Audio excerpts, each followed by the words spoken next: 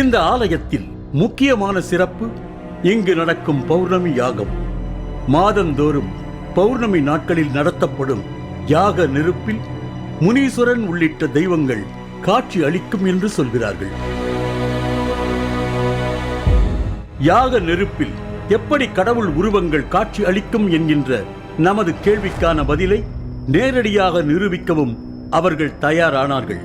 ஆம், நமக்காக சிறப்பு யாகம் ஒன்று அங்கே அரங்கேற ஆயத்தமானது. சுருட்டு உள்ளிட்ட பல பொருட்கள் அங்கே காண கிடைத்தன.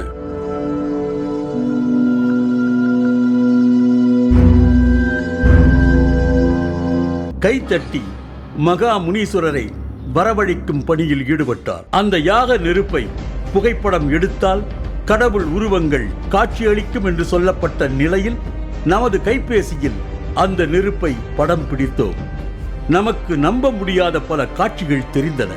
ஆயுதம் வைத்துக் கொண்டும் தாடி வைத்துக் கொண்டும் முனீஸ்வரன் இருப்பது போன்ற ஒரு புகைப்படம் ஆச்சரியத்தின் உச்சிக்கே கொண்டு சென்றது. இவை எப்படி சாத்தியம் என்கின்ற கேள்வியின் மையத்தில் நெருப்பின் அசைவுகள் உருவங்களாக காட்சி அளிக்கின்றனவா, அல்லது உண்மையிலேயே கடவுளின் சக்தி இந்த யாகத்தில் ஊடுருவுகிறதா என்கின்ற ஐயம் நீடித்துக் கொண்டே இருந்தது.